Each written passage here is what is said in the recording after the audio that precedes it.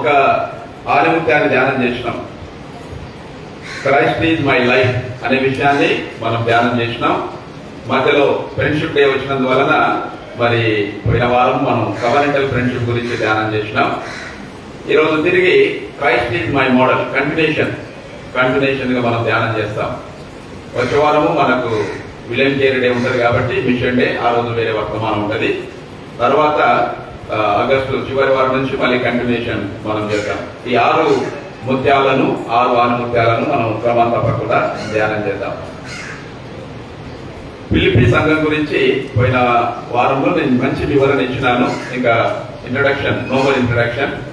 మనము డైరెక్ట్ గా వాక్యంలోనికి వెళ్దాం. ఈ 2వ అధ్యాయము 1 నుంచి 11 వచనాలు ఒక ప్యాసేజ్ ఉంది. 1 to 11 వర్సెస్. ఇక్కడ క్రైస్ట్ ఈజ్ మై మోడల్ అనే విషయాన్ని పౌలు మనకు బోధిస్తా ఉన్నాడు. Christ is my model. మొదటి వచనంలోనే చాలా ఇంట్రెస్టింగ్ అయిన విషయాలు రాసినాడు. వెరీ వెరీ ఇంట్రెస్టింగ్ విషయాలు. ఇది 3 పార్ట్స్ ఉంది. 1, 2 వచనాలు ఒక పార్ట్, 3 నుంచి 5 వచనాలు సెకండ్ పార్ట్, 6 నుంచి 8 వచనాలు 3వ పార్ట్, 9 నుంచి 11 వచనాలు 4th పార్ట్. 4 పార్ట్స్ ఉంది. 4 విభాగాలుగా ఉంది. చాలా ఇంట్రెస్ట్ అయిన విషయాలు మనకు పౌలు మహాభక్తుడు ఇక్కడ చెప్పినాడు. కాబట్టి పోయిన వారం 1వ అధ్యాయం 21వ వచనంలో బ్రతుకుట క్రీస్తే, నా మక్కుకైతే బ్రతుకుట క్రీస్తే, సావైతే లాభమే అనే అంశం మీద క్రైస్ట్ ఈజ్ మై లైఫ్ అనే విషయం ధ్యానం చేసినాం. ఈరోజు క్రైస్ట్ ఈజ్ మై మోడల్, అది మెయిన్ సబ్జెక్ట్. సబ్ సబ్జెక్ట్ ఏంటంటే unity through humility. Unity through humility. What mean by humility అంటే వినయము, విధేయత, దీనత్వం అని అర్థం. వినయము, విధేయత, దీనత్వం. దీనుడు అంటాం కదా, అది హ్యూమిలిటీ. హ్యుమానిటేరియన్ బికమే హ్యూమిలిటేరియన్ అంటాడు ఒక ఆయన. ఇది చాలా మంచి మాట. Humanity బికమే humility. అంటే హ్యుమానిటీ అంటేనే మనిషి, మానవత్వం. దేవుడు మనిషిగా మారడమే అటు ఉంచితే చాలా కష్టం. మనిషిగా ఉండడమే కష్టం. దేవుడు తిరిగి మనిషిలో కూడా హ్యూమిలిటీకి వచ్చినాడు ఆయన. HUMILITY. అంటే మనుషులలో కూడా ఇంకా దీనత్వంగా మారిపోయినాడు. దీనుడు అంటే దిక్కులేని వాళ్ళు చూస్తారు కదా, ఆ స్థితిలోనికి వెళ్ళిపోయినాడు. అది పౌలు ఇక్కడ రాస్తాడు. అందుకనే క్రైస్ట్ ఈజ్ మై మోడల్ అంటూ ఆయన మన సబ్ టైటిల్ ఏంటంటే unity through humility leads to glorification. నేను పెట్టిన title unity through humility leads to distraction గా, లీడ్స్ టు సబ్ట్రాక్షన్ గా, లీడ్స్ టు గ్లోరిఫికేషన్. ఎంత గొప్ప థియాలజీ. అందుకనే పౌలు లెటర్స్ మనకు ఉజ్జీవాన్ని ఇస్తాయి. అందుకనే పౌలు యొక్క రైటింగ్స్ నిర్జీవంలో ఉన్న విశ్వాసి కూడా లెక్కలేని ఉజ్జీవాన్ని కలిగించేస్తాడు. That is special. ఎందుకంటే క్రీస్తుతో ఆయన సారూప్యం కలిగిన వ్యక్తి. చాలా విలువైన విషయాలు నేర్చుకున్న మహాభక్తుడు అపోస్తలుడైన పౌలు. ఇది ఎవరికి రాసింది పత్రిక? ఎవరికి రాసింది పత్రిక? ఫిలిప్పియన్ సంఘానికి. వెరీ గుడ్ ఆగారమ్మ, గుడ్. ఫిలిప్పియన్ సంఘానికి రాసింది పత్రిక. అయితే సంఘానికి రాస్తూ ఆయన పర్సనల్ గా కొన్ని విషయాలు మాట్లాడాడు. తర్వాత సంఘాన్ని ఉద్దేశించి ఆయన మాట్లాడాడు. అయితే ఇక్కడ ఫిలిప్పీ సంఘానికి ఇస్తున్న ఒక గొప్ప సూక్తి ఏంటంటే unity through humility leads to glorification. మీరు ఏక స్వభావం కలిగి, ఏక ప్రేమ కలిగి, ఏక మనస్సు కలిగి, ఒకదాని అందే మనస్సు ఉంచుతూ యేసుక్రీస్తును మీ గుడిగా పెట్టుకొని ప్రయాణం చేస్తే యు లీడ్స్ టు గ్లోరిఫికేషన్. మీరు అత్యంతమైన ఎగ్జాల్టేషన్ లోకి వెళ్ళిపోతారు. దేవుని ద్వారా మీరు హెచ్చించబడిన వాళ్ళు అవుతారని ఫిలిప్పీ సంఘానికి ఆయన పర్సనల్ అనుభవాన్ని జోడిస్తూ ఫిలిప్పీ సంఘానికి బోధిస్తా ఉన్నాడు. ఇది ఆయన ఇచ్చిన వర్తమానం. ఇందులో మొదటి వచనంలోనే నాకు చాలా ఇంట్రెస్టింగ్ అయిన విషయం దొరికింది. ఒకటి ఏంటంటే, కావున క్రీస్తునందు ఏ హెచ్చరిక అయినను ప్రేమ వలన ఆదరణ అయినను, ఆత్మయందు ఏ సహవాసమైనను, ఏ దయారసమైనను, వాత్సల్యమైనను ఉన్న ఎడల మీరు ఏక మనస్కులన్నట్లుగా ఏక ప్రేమ కలిగి ఏక భావం గలవారుగా ఉండి ఒకదాని అందే మనస్సు ఉంచుచు నా సంతోషమును సంపూర్ణము చేయుడి. You fulfil my Joy. ఈయన ఉన్న మాట ఏంటంటే ఉన్న ఎడల. ఇది 1వ వచనం ఎండింగ్ లో ఉంటది. ఉన్న ఎడల. ఇంగ్లీష్ బైబిల్లో మీరు బాగా చూస్తే ప్రతి దానికి కూడా ఇఫ్ అనే మాట ఉంటుందా. Therefore, if you have any encouragement from being united with Christ, రెండోది if any comfort from his love, మూడోది if any common sharing in the spirit, నాలుగోది if any tenderness and compassion. 4 ఇఫ్లు ఉన్నాయా. తెలుగులో ఏమో ఉన్న ఎడల అని ఒకటే మాట ఉంటది, కానీ ఇంగ్లీష్ లో ప్రతి పదానికి ఇఫ్ అనే మాట ఉంటది. ఇఫ్ అంటే ఇంగ్లీష్ లో మనం ఒకవేళ, ఉన్నట్లయితే అనే మాట మాట్లాడతాం. మీకు అర్థం కావడానికి ఒక మాట చెప్తాను. ఇఫ్ అనే మాట మనం జనరల్ గా ఎప్పుడు వాడతామంటే, if I became a president of India, if I became a prime minister to India, if I became a chief minister Maharashtra state, I will do this అని మాట్లాడతాను. నేను ముఖ్యమంత్రిని అయితే మహారాష్ట్రలో నేను ఇవి చేస్తా అవి చేస్తా అని. ఆయన అవుతాడా? కాలే. కానీ ఏమన్నాడు? ఇఫ్ అన్నాడు. ఇక్కడ కూడా ఇఫ్ అనే మాట ఉంది. బాగా గమనించి ఇక్కడ కూడా ఇఫ్ అనే మాట ఏముందిగా. If you have any encouragement from being united with Christ, if any comfort from his love, if any common sharing in the spirit, if any tenderness and compassion, ఇవన్నీ కూడా ఇఫ్ అనే మాట రాసినాడు.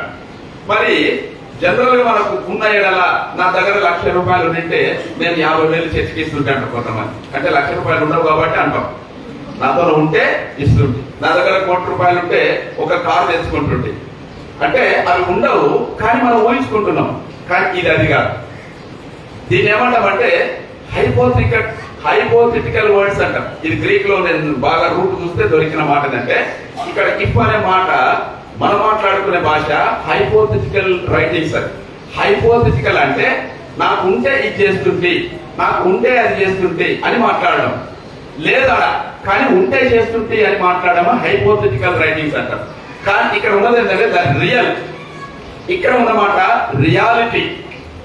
ఉన్న ఎడల అంటే అది లేనిది ఉన్నట్టు కాదు. There is something which real అని అర్థం. అంటే ఆ రియల్ ఏంది?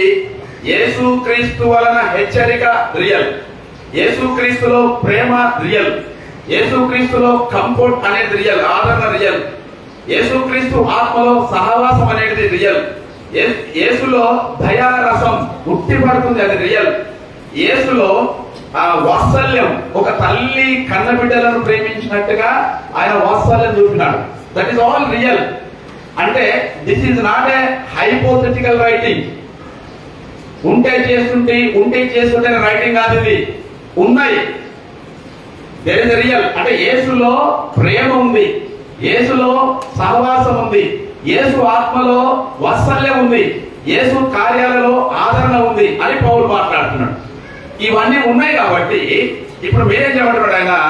మీరు ఏక మనస్సులాగా ఉన్నట్లుగా నెంబర్ 1, మళ్ళా ఏక ప్రేమ కలిగి నెంబర్ 2, ఏక భావము కలిగిన వారుగా ఉండి నెంబర్ 3, ఒక్కదాని అందే మనస్సు ఉంచుచు నెంబర్ 4, నా సంతోషము సంపూర్ణము చేయండి. This is the model which Paul has to tell to the Philippian church.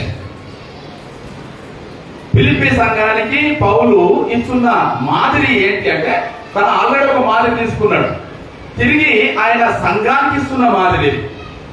యేసుక్రీస్తులో వాత్సల్యం ఉంది, యేసుక్రీస్తులో ప్రేమ ఉంది, యేసుక్రీస్తులో ఆదరణ ఉంది, యేసుక్రీస్తులో దయారసం ఉంది, యేసుక్రీస్తులో కంఫర్ట్నెస్ ఉంది, కంపాషన్ ఉంది, హెచ్చరికలు ఉన్నాయి.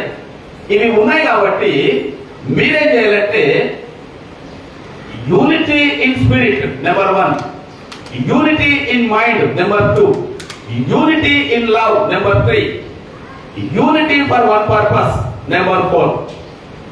ఇది ఆయన ఇంట్రడక్షన్. చాలా మటుకు మనం ఏం చేస్తామంటే 2వ వచనం 5వ అధ్యాయం, ఇది 5వ వచనం మెయిన్, మధ్యలో ఉన్న వంశం మెయిన్, క్రీస్తు యేసున కలిగిన మనస్సు మీరును కలిగి ఉండుడి. దీనికి పైన ఇంట్రడక్షన్ చాలా క్లియర్ గా చెప్తున్నాడు ఆయన. ఇది చాలా ఇంపార్టెంట్. చెప్తూ యూనిటీ ఇన్ మైండ్ అంటే ఏక మనస్సు కలిగి, ఇది ఎక్కడ స్టార్ట్ అయింది? యాక్చువల్గా పౌలుకు ఈ రూట్ తెరవడానికి కారణం ఏంటి అంటే, even back to the early church. ఆయనకు మత గ్రంథాలలో లేని సారాంశము ఎర్లీ చర్చ్ లో దొరికిందట. ఎర్లీ చర్చ్ లో దొరకడానికి కారణం ఏంటంటే బర్నబాస్. ఎందుకంటే ఆ రోజు అపొస్తలుల కార్యం 2వ అధ్యాయంలో ఆ 1వ అధ్యాయం ఎండింగ్ లో 17 దేశాల నుంచి వచ్చిన ప్రజలు ఉన్నారు అక్కడ. There are 17 countries.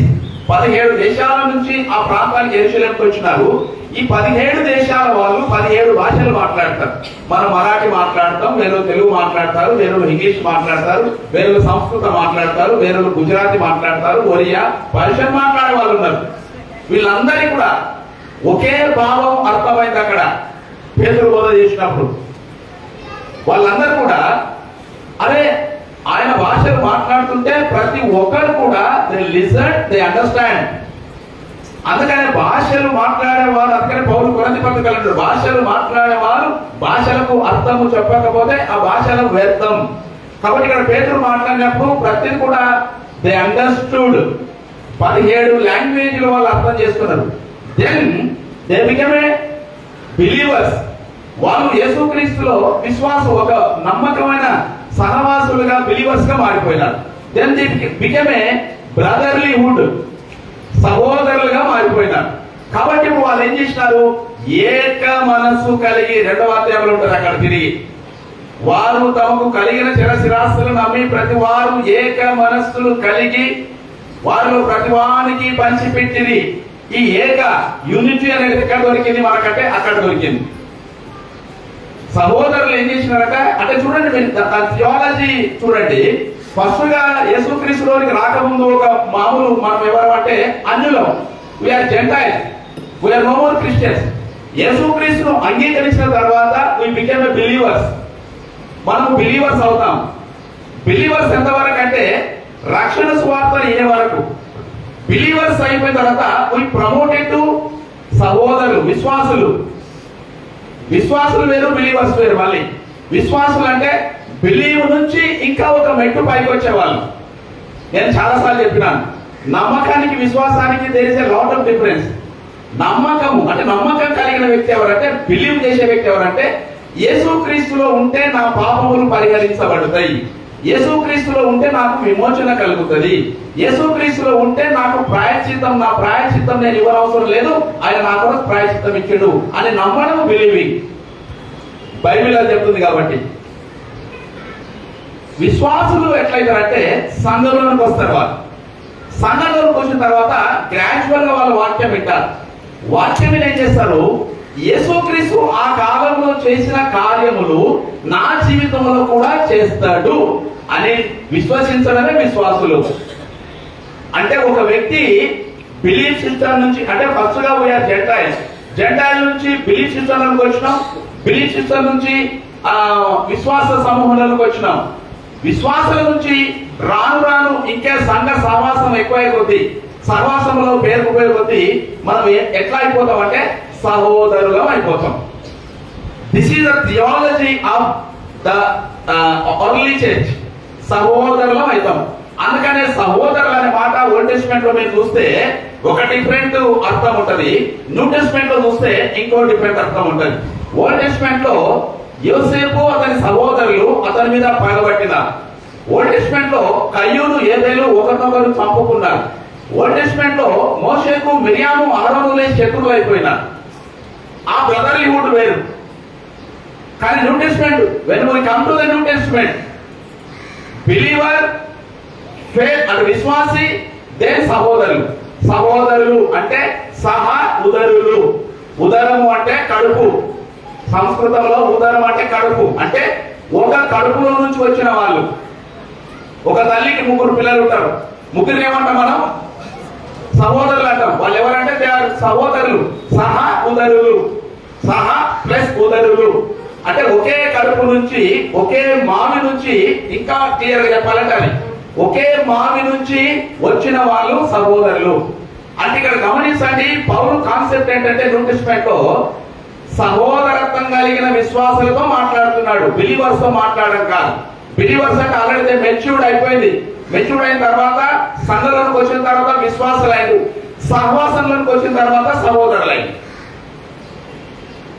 సహవాసం అనేది అంత ప్రయారిటీ అనేది మన జీవితంలో ఉంటుంది. సహవాసం when they had a continuation fellowship with the other believer, వాళ్ళు సహోదరులుగా బ్రదర్లీహుడ్ గా మారిపోతారు. అందుకని పౌలు అన్ని పత్రికల్లో కూడా సహోదరత గురించి రాస్తాడు, మీరు సహోదరులు, ఒక తల్లి పిల్లలు అని. అందుకనే గలతీ పత్రిక 3వ అధ్యాయం 28వ వచనం, ఆ గలతీ పత్రిక అంతా సెంట్రాలిటీ వర్డ్, సెంటర్ వర్డ్ అంటే అక్కడ ఆ వచనాలకు సెంటర్ అని కాదు, గలతీ పత్రికకు మెయిన్ వచనం అది. 3వ అధ్యాయం 28వ వచనం చదవండి ఒకసారి. ఇందులో యూదుడని, గ్రీసు దేశస్థుడని లేదు, దాసుడని, స్వతంత్రుడని లేడు, పురుషుడని, స్త్రీ అని లేదు, క్రీస్తు యేసునందు మీరందరూ ఏకంగా ఉన్నారు. This is the centrality verse of a Galatian church. కాబట్టి పౌలు ఎక్కడ మాట్లాడినా గానీ ఈ సహోదరత్వం గురించి ఎక్కువగా ఎంఫసైజ్ చేస్తాడు.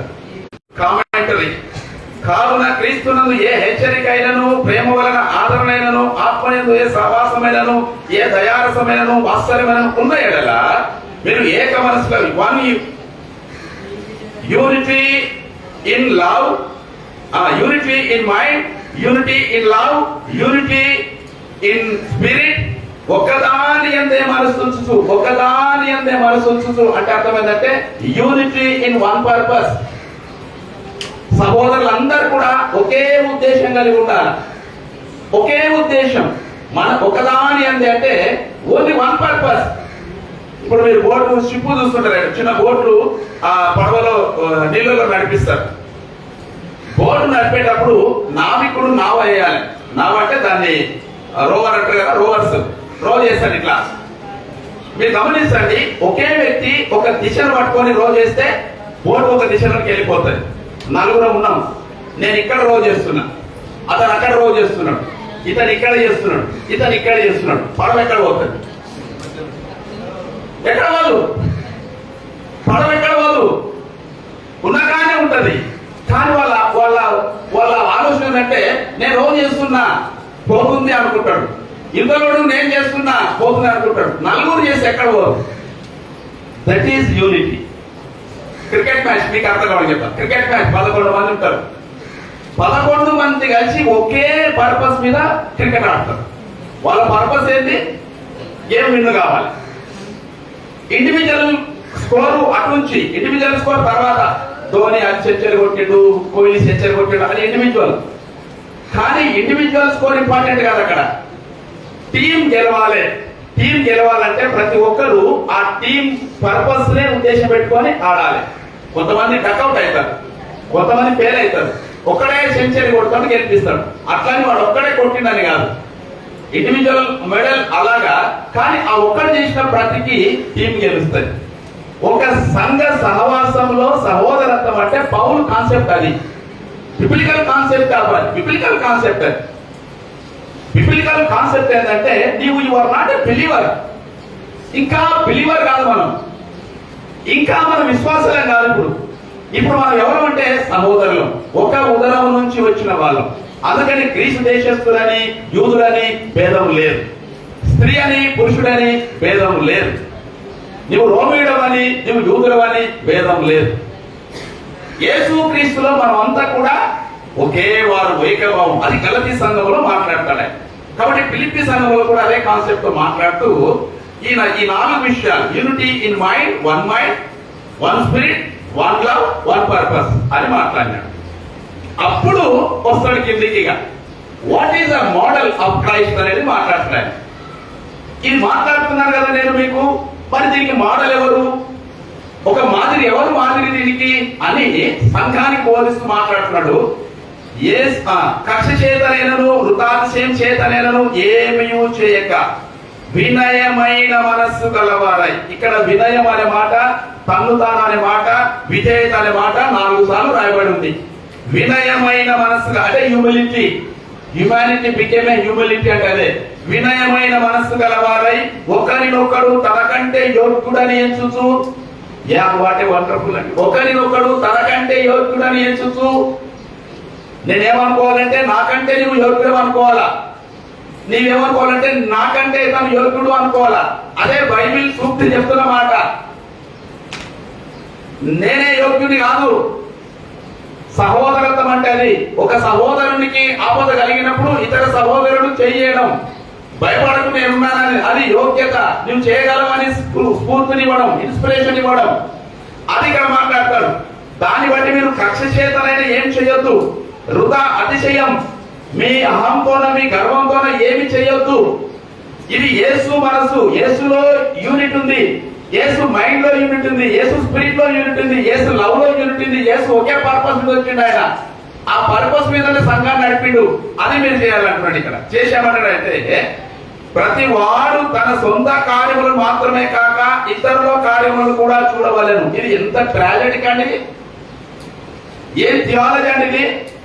ప్రతి వాడు తన సొంత పనులను మాత్రమే కాక, of course you have your own business, కానీ ఇతరుల కార్యములను కూడా చూడవలెను. ఇతరులు పడిపోయినప్పుడు లేపాలా, ఇతరులు కృంగిపోయినప్పుడు ఆదరించాలా, ఇతరులు బలహీన స్థితిలో ఉన్నప్పుడు నేనున్నానని ధైర్యం చెప్పాలా. ఎందుకు? మనం సహోదరులం. ఎందుకు? మనం ఒకే కడుపులో నుంచి వచ్చిన వాళ్ళం. ఎందుకు? మనం ఒకే బండలో నుంచి తీయబడిన వాళ్ళం. చాలా మంది ఏమంటారంటే పేతురును యేసుక్రీస్తు బండ అన్నాడు అనుకుంటారు అందరు. పేతురును ఆయన బండ అనలేదు ఎక్కడ. పీటర్ యు ఆర్ పెట్రాస్ అన్నాడు. పెట్రాస్. పెట్రాస్ అంటే గ్రీక్ లో ఉన్న అర్థం ఏంటంటే రాయి, బండ కాదు. తెలుగు ట్రాన్స్లేషన్ రాయడానికి రాక వాళ్ళు బండ అని రాస్తున్నారు కొన్ని సందర్భాలు. నిజమైన బండ యేసుక్రీస్తు. కొరింథీ పత్రికలో అంటాడు, మీరందరూ ఒకే బండలోని పాలము చేస్తే ఆ బండ క్రీస్తే. రాయి పెద్దదా, బండ పెద్దదే? బండ పెద్దది. బండలో నుంచే రాయి వస్తుంది. బండను సుత్తెతో డైమండ్లతో పేలిస్తే చిన్న చిన్న రాళ్ళు వస్తాయి. అంటే ఇప్పుడు సంఘం అంటే అది ఒక బండ. సంఘానికి పునాది బండ అయిన యేసుక్రీస్తు. ఈ పునాదికి ఒక్కొక్క రాయి జమ అవుతుంది. మనము రాళ్ళం. పేతురు పత్రికలో అదే అంటాడు, మీరు సజీవమైన రాళ్ల వలె నిలిచుండి. మనం డెడ్ రాళ్ళం కాదు, సజీవమైన రాళ్ళం. తిమోతి పత్రికలో కూడా పౌలు అంటాడు, తిమోతి సజీవమైన రాళ్లను అమర్చినట్టుగా నేను సంఘాన్ని అమర్చినాడు యేసుక్రీస్తు. ఆయన అమరత్వం కలిగిన దేవుడు సజీవమైన రాళ్లతో సంఘాన్ని నిర్మించుకున్నాడు. అట్టి సంఘానికి నీవు కాపలాదారుగా ఉన్నావు అంటాడు తిమోతిని. అంటే ఇక్కడ పేతురు బండలో నుంచి చెక్కబడిన రాయి, పెట్రాస్. పెట్రాస్ కాబట్టి అందుకే మనము ఒక తల్లి కడుపులో నుంచి వచ్చిన వాళ్ళే సహోదరులు, ఒక బండలో నుంచి మలసబడిన వాళ్ళము రాళ్ళము. కాబట్టి ఇప్పుడు మనం అందరం కూడా అదే బండలో నుంచి వచ్చినాం కాబట్టి మనము సహోదరులం. Simple concept. కాబట్టి ఇప్పుడు మనం ఏం చేయాలంటే నాకంటే నువ్వు యోగ్యుడు అని ఎంచుకోవాలని. నా పనులు మాత్రమే కాదు, నీ పనులు కూడా నేను చూడాలి. ఎందుకంటే మనం సహోదరులం కాబట్టి. We are not enemies. మనం శత్రువులం కాదు. ఓల్డ్ టెస్టమెంట్ లో ఉన్నట్లుగా యోసేపుకు అన్నల శత్రువులు, మోషేకు వాళ్ళ అక్క అన్న శత్రువే. కయ్యూను ఆది కాలంలో ఉన్న మొట్టమొదటి మనిషికి శత్రువు. ఆ కాన్సెప్ట్ లేదు ఇక్కడ. ఆ శత్రు శేషమైన గోడను పలగొట్టి విధిరూపకమైన ధర్మశాస్త్ర పలకలను ఆయన దేహమందు పలగొట్టి విరగొట్టి యేసుక్రీస్తు యూనిటీని తీసుకొని వచ్చినాడు. అందుకని మనం సహోదరులం. అదే పౌలు మాట్లాడి ఇప్పుడు ఆయన మోడల్కి వస్తాడు. మాది యేసుక్రీస్తు కలిగిన మనస్సు మీరును కలిగి ఉండుడి అంటున్నాడు. ఇది ఇంపార్టెంట్. యేసుక్రీస్తు కలిగిన మనస్సు మీరును కలిగి ఉండుడి. ఏంటి యేసుక్రీస్తు మనసు ఏంటి యాక్చువల్ గా అది తెలవాలి మనకు. What is Christ mind? ఇప్పుడు మనం ఒక వ్యక్తితో మాట్లాడితే వాళ్ళ మనసు అర్థమవుతుంది. కొన్నిసార్లు సైకాలజీ చదివి వాళ్ళకి అర్థమవుతుంది. ఆయన మాటలను బట్టి, ఆయన బిహేవియర్ బట్టి, నిలబడిన తీరును బట్టి కూడా గుర్తుపడతాం మనం మనిషి ఎట్లా అనుకోవడానికి. కళ్ళను బట్టి గుర్తుపడతాం ఆయన ఏం మాట్లాడుతున్నాడు, సత్యం మాట్లాడుతున్నాడా అబద్ధం మాట్లాడుతున్నాడా. ఇదంతా సైకాలజీ. సైకాలజీ చదివితే మనకు అర్థమవుతుంది. సైకాలజీ అంటే, కౌన్సిలింగ్ సైకాలజీ అంటే nothing but read a person like a book. Simple సూత్రం, read a person like a book. నువ్వు బుక్ చదివితే నీకు బుక్ కంటెంట్ అర్థమవుతుంది. ఒక మనిషిని చూస్తే ఆ మనిషి ఎలాంటి కూడా అర్థమవుతుంది. దట్ ఈస్ సైకాలజీ కదా. కొంతమందికి ఒక పుస్తకాలు ఇస్తాం, అందరికి కూడా సైకాలజీ అర్థం కాదు, అందరికి బుక్ అర్థం కాదు. సింపుల్ చెప్తా, ఒక పుస్తకం మీకు ఇచ్చినాను నేను. కొంతమంది ఏం చేస్తారంటే దాన్ని అర్థం చూస్తారు, అట్రాక్షన్ ఉంది అట్రా, వానికి అర్థమే అర్థమవుతుంది. కొంతమంది ఒక పేజ్ చెప్తారు, ప్రిపేర్స్ ఉంటుంది కదా ముందు మాట, దాన్ని చూస్తారు, వానికి అంతే అర్థమవుతుంది. కొంతమంది ఆథర్ యొక్క ఆథర్ ఎవరని చూస్తారు, బ్యాక్ పేజ్ చూస్తే ఆథర్ యొక్క ఉద్దేశం ఉంటుంది. ఆథర్ ఎవరు రాసిండ్రు, ఆయన ఎక్కడికి వచ్చిండు, అది వినా ఆయనకి అర్థమవుతుంది. కొంతమంది బుక్ చదువుతారు కానీ కంటెంట్ అర్థం కాదు. అయితే మెయిన్ ఉద్దేశం ఏంటంటే, బుక్ ఉద్దేశం ఏంటి మెయిన్ అంటే, నువ్వు అట్ట బాగుందనడం కాదు, ఆధార్ బాగుండడం కాదు, ప్రిపేర్స్ బాగుందనడం కాదు. అవుట్లైన్ చూస్తారు, కొంతమంది అవుట్లైన్ చూస్తారు. అవుట్లైన్ చూసి వాడు 18 అవుట్లైన్ ఉన్నాం అనుకో, 18 అవుట్లైన్ ఉన్నాయని చూసి పెడతారు. అయితే నువ్వు కంటెంట్, కొంతమంది మాత్రమే, there are only few people they understand what is the content of the book. ఆ పుస్తకం యొక్క కంటెంట్ ఏందని 100 ఒక 5-6 మంది మాత్రమే గుర్తుపట్టుకుంటారు. బుక్ రీడింగ్ మెథడ్ లో మాకు చెప్పిన మెథడ్స్ అవి. మేము కాలేజ్ పోయినప్పుడు ఫస్ట్ మాకు ఏం చెప్తారు తెలుసా, ఒక సంవత్సరం అంతా అసైన్మెంట్ ఇస్తారు. అది హోంవర్క్. అసైన్మెంట్ అంటే హోంవర్క్. ఈ హోంవర్క్ ఎక్కడి నుంచి ఇస్తారంటే, ఇంత లైబ్రరీ ఉంటుంది, మన చర్చ అంత లైబ్రరీ ఉంటుంది, కొన్ని లక్షల 1000 బుక్స్ ఉంటాయి. ఒక టాపిక్ ఇస్తారు, ఈ టాపిక్ మీద నువ్వు లైబ్రరీకి పోవాలా, ఆ బుక్స్ నీవే వెతుక్కోవాలా, ఈ టాపిక్ సంబంధించిన బుక్స్ వెతుక్కోవాలా. 100,000 బుక్లు ఏ బుక్ లో ఉంటుందో నీకు తెలియదు. అయితే కేటలాగ్ ఉంటుంది ఒకటి, కేటలాగ్. లైబ్రరీ సిస్టమ్ తెలుసు కదా, కేటలాగ్ లో ఒక కంటెంట్ కలిగిన, ఒక టైటిల్ కలిగిన పుస్తకాలు ఒక 100 ఉంటాయి. 100లో నీ టాపిక్ కలిగిన పుస్తకాలు ఒక 10-12 ఉంటాయి. ఆ 10-12 తీసుకోవాలి నువ్వు. తీసుకొని అందులో ఇంత మ్యాటర్ చదివి నీ ఓన్గా ఒక అసైన్మెంట్ తయారు చేయాలి. ఇది ఫస్ట్ ఇయర్ లో మాకు ఇచ్చే అసైన్మెంట్ ప్రోగ్రామ్ బైబిల్ కాలేజీలో. దానికే చేతగానులు అయితే అప్పటికే పెట్ట చదువుకొని పోతారు. ఇక ఇదేందరూ కథరా ఆయన నాకంటే, ఎందుకంటే ఒక ముఖ అర్థం కాదు. ఫస్ట్ ఇయర్ అంతా అట్లా అసైన్మెంట్ ఇచ్చి ఎందుకు ఇస్తారంటే, ఆ వ్యక్తి ఇంకా 4 ఏళ్ళు చదవాలంటే వానికి ఆటోమేటిక్ గా ఆ బుక్ ఏదో తెలవాలి, ఆ ఆథర్ ఎవరో తెలవాలి, ఆ బుక్ లో ఉన్న కంటెంట్ ఏదో తెలవాలి. తెలిస్తే ఈ 3 సంవత్సరాలు కూడా ఏ అసైన్మెంట్ వచ్చినా డైరెక్ట్ గా ఆ కేటలాగ్, ఆ రో దగ్గరికి పోతాడు మనిషి. పోయి తనకు సంబంధించిన పుస్తకాలు తీసుకుంటాడు, లైబ్రరీలో ఎక్కడ చేపిస్తాడు, 1 వీక్ అతని దగ్గర పెట్టుకుంటాడు, అసైన్మెంట్ చేస్తాడు. కాబట్టి ఈ ముందు ఫస్ట్ ఇయర్ లో నువ్వు అసైన్మెంట్ పోయి ఆ బుక్కులు వెతుకోకుంటే 4 ఏళ్ళు తిప్పబడాల్సిందే, నువ్వు ఏం అర్థం కాదు. కాబట్టి మేము ఏం చేస్తామంటే, ఒక పుస్తకాన్ని చూసినప్పుడు ఫస్ట్ దాని టైటిల్ చదువుతాం. నా పర్సనల్ ఫస్ట్ నేను టైటిల్ చూస్తా, తర్వాత ఆథర్ ఎవరో చూస్తా. కొంతమంది తిక్క ఆథర్లు కూడా ఉంటారు. ఇప్పుడు యూట్యూబ్ లో తిక్కలు వాక్యాలు చెప్తారు, అవన్నీ సత్యాలు కావు. మీకు చెప్తున్నా, యూట్యూబ్ చూసే వాళ్ళకి అంటే యూట్యూబ్ అర్థం ఏంటంటే వారికి ఏది తోస్తే అదే చెప్తాడు, అదే సత్యం అనుకోవడానికి వీల్లేదు. కొంతమంది ఆథర్స్, ప్రామినెంట్ ఆథర్స్ ఉంటారు, ఏడబ్ల్యూ టోజర్ అసలు కదా. ఈ ఆథర్స్ వాళ్ళ కాన్సెప్ట్ ఏందో అర్థం కావాలి. తర్వాత అప్పుడు అవుట్లైన్, తర్వాత ప్రిపేర్స్, తర్వాత కంటెంట్ లోనికి వెళ్ళిపోతాం. పౌలు అందుకని ప్రతి లెటర్ లో కూడా మీరు బాగా అబ్జర్వ్ చేస్తే, ప్రకటన గ్రంథంలో 7 సంఘాలకు ఎలాంటి రైటింగ్స్ అయితే ఇంట్రడక్షన్, ఎగ్జార్టేషన్, తర్వాత హెచ్చరికలు, కాషన్, కంటెంట్, సబ్జెక్టు, అట్లా తర్వాత కంక్లూజన్ లో రిమార్క్స్, బ్యూటిఫుల్ గా డిస్క్రిప్షన్ ఉంటుంది. 7 లెటర్లు. పౌలు పత్రికలు కూడా మీరు చూడండి, అదే సిస్టమ్ లో పౌలు పత్రికలు రాస్తాడు. ఒనేసిము పత్రిక, మీరు ఫిలోమోను పత్రిక చూస్తే చూడండి, సింపుల్ పత్రికలు ఎంత బ్యూటిఫుల్ గా దాన్ని రాసిండో. ఆ ఫిలోమోను మెచ్చుకుంటూ ఫిలమోను యొక్క గుణగణాలను అప్రిషియేట్ చేస్తూ ఒకటి ఇంట్రడక్షన్, తర్వాత కింద ఆయన ఎవరో చెప్తూ ఇంకా కిందకి వచ్చినాక ఒనేసిమును ఎందుకు పంపుతున్నాడు పర్పస్ చెప్తూ ఇంకా కంక్లూజన్ లో ఇది నువ్వు చేయాల్సిందే, ఎందుకంటే నాకు చేసినట్టుగా నువ్వు ఒనేసిముకు చేయాలా, అది అప్లికేషన్. ఫైనల్ గా దేవుని కృప నీకు తోడై ఉండదు కాక. Beautiful letter writing. ఫిలిప్పీ పత్రికలు కూడా అదే సిస్టమ్, అన్ని సిస్టాలు అవే. ఇప్పుడు ఆయన ఏమంటారంటే మీరు సహోదరత్వం కలిగిన వాళ్ళు, ఒకే కడుపు నుంచి వచ్చిన వాళ్ళు, ఎందుకంటే మీరు బండలో నుంచి చేయబడిన రాళ్ళు. కాబట్టి మీరు ఏక భావం కలగాలి, ఏక ప్రేమ కలిగి ఉండాలి, ఏక మనస్సు కలిగి ఉండాలి, ఒకే దాని యందు ఒకే పర్పస్ మీద మీ గోల్ కలిగి ఉండాలి. ఎందుకు చెప్తున్నాను అని పౌలు అంటాడు, యేసుక్రీస్తు కలిగిన మనస్సు మీరు కలిగి ఉండండి. ఏంటి ఆ మనస్సు అనేది ఇప్పుడు చెప్తాడు ఆయన. What is the model of Christ mind, what is the Christ mind అని చెప్తాడు. ఏం చెప్తాడు చూడండి.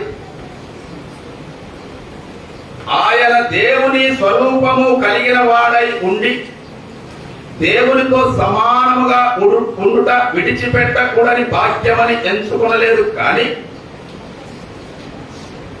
మనుష్యుల పోలికగా పుట్టి దాసుని స్వరూపమును ధరించుకొని తన్ను తానే రిక్తునిగా చేసుకునేది. ఇది ఒక పాట. ఇప్పుడు మనం క్రీస్తు అంటే ఎవరు చెప్తున్నాడా, క్రైస్ట్ మైండ్ అంటే అని చెప్తూ అసలు క్రీస్తు అంటే ఎవరు చెప్తున్నాడు. క్రీస్తు యేసునకు కలిగిన మనసు. ఆయన రాతలోనే బహు థియాలజీ ఉంది. క్రీస్తు యేసునకు కలిగిన మనసు, యేసు క్రీస్తునకు కలిగిన మనసు అని కాదాడా. క్రీస్తు యేసునకు కలిగిన మనసు. There are two component words. ఒకటి క్రీస్తు, రెండోది యేసు. క్రీస్తు అంటే అభిషిక్తుడు, అనాయింటెడ్ వన్, మెస్సయ్య, దేవుని కుమారుడు. యేసు అంటే రక్షకుడు, హ్యుమానిటీ, ఒక మనిషి, సాధారణమైన వడ్లవారి కుమారుడు యేసు. కాబట్టి ఇప్పుడు ఆయన పౌలు మాట ఏంటంటే ఒకప్పుడు క్రీస్తు, తర్వాత యేసు. క్రీస్తు యేసునకు కలిగిన మనసు మీరును కలిగి ఉండుడి. క్రీస్తు గురించి మాట్లాడుతున్నాడు. ఇప్పుడు క్రీస్తు ఏంటి అంటే ఆయన దేవుడు. క్రీస్తు ఎవరంటే ఆయన ఈజ్ ఎ గాడ్. ఆయన దేవుని స్వరూపము, దేవుని స్వరూపము కలవాడై, దేవుని స్వరూపము కలిగిన వాడు ఆయన. దేవుని స్వరూపం ఒకసారి ఆలోచించండి ఎట్లుంటది. యెషయా గ్రంథం 6వ అధ్యాయం 1 నుంచి 2 వచనం నేను చదువుతాను.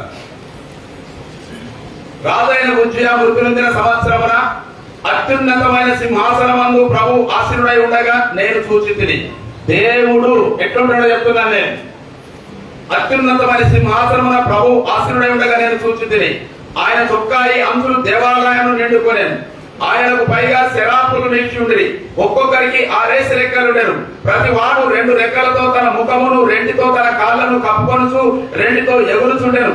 వారు సైన్యములకు అధిపతి యెహోవా పరిశుద్ధుడు, పరిశుద్ధుడు, పరిశుద్ధుడు, సర్వలోకమైన మహిమతో నిండి ఉన్నదని గొప్ప స్వరముతో గాన ప్రతిగానములు చేయించుండిరి. వారి కంఠ స్వరము వలన గడప కమ్మల పునాదులు కదులుచు మందిరము ధూపముతో నిండెను. దేవుడు ఎట్లుంటాడంటే చెప్తున్నాడు ఆయన. అత్యున్నతమైన సింహాసనంలో ప్రభు ఆసీనుడై ఉండగా నేను చూచినాను. యెషయా దర్శనం. శరాపులు దూతలు ఆయనను నా ఒక రెక్కలు 2 రెక్కలతో కప్పుకొని 2 రెక్కలతో సుతులు చెల్లిస్తూ 2 రెక్కలతో కాపుతూ అత్యున్నతమైన దేవుణ్ణి, సర్వోన్నతుడు, ఆయన పరిశుద్ధుడు, పరిశుద్ధుడు, పరిశుద్ధులని నిత్యము వేల కొలది, కోట్ల కొలది దూతల ద్వారా పొగడబడుతున్న స్థానం అది. పౌలు కాన్సెప్ట్ అర్థం కాదు మీకు. ఆయన దేవునితో సమానంగా is a God, is a theos, అంతటి స్థానంలో ఉన్న వ్యక్తి ఆయన. రెండవది రెవల్యూషన్ 1:12 నేనే చదువుతాను. Revolution 1:12 right. ఇది వినగా నాతో మాట్లాడుచున్న స్వరం ఏమిటో అని చూడ తిరిగి తిరుగగా 7 సువర్ణ దీపస్తంభములను, ఆ 7 దీపస్తంభముల మధ్యను మనుష్య కుమారుని పోలిన ఒకరిని చూచితిని. ఆయన తన పాదముల మట్టుకు తిరుగుచున్న వస్త్రము ధరించుకొని రొమ్మునకు బంగారు తట్టి కట్టుకొని ఉండెను. ఆయన తలయు వెంట్రుకలయు తెల్లని ఉన్నిని పోలినమై హిమమంత ధవలముగా ఉండెను. ఆయన నేత్రములు అగ్ని జ్వాలల వలె ఉండెను. ఆయన పాదములు కొరిమిలో పుటము వేయబడి మెరయుచున్న అపరంజితో సమానమై ఉండెను. ఆయన కంఠ స్వరము విస్తార జల ప్రవాహముల ధ్వని వలె ఉండెను. ఆయన తన కుడి చేత 7 నక్షత్రములు పట్టుకొని ఉండెను. ఆయన నోట నుండి 2 అంచులు గల వాడిన ఖడ్గమొకటి బయలువెడలుచుండెను. ఆయన ముఖము మహా తేజస్సుతో ప్రకాశించుచున్న సూర్యుని వలె ఉండెను. నేను ఆయనను చూడగా చచ్చిన వాని వలె ఆయన పాదముల యొద్ద పడితిని. Who is God? దేవుడు ఎవరు? దేవుని ముఖ స్వరూపం ఏంటి? దేవుని స్థితి ఏంటి చెప్తున్నాడు ఆయన. What is the position of real God position? పరిశుద్ధుల ద్వారా కోట్ల కొల దూతల ద్వారా ఆయన అత్యున్నత సింహాసనం కూర్చొని నిత్యము సెకండ్ పరిశుద్ధులని పొగడబడుతున్న స్థానం అది.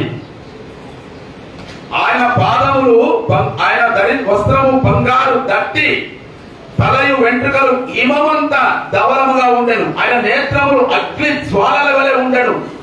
ఆయన పాదములు కొలిమిలో పుటం వేయబడి మెరయుచున్న అపరంజితో సమానమై ఉండెను.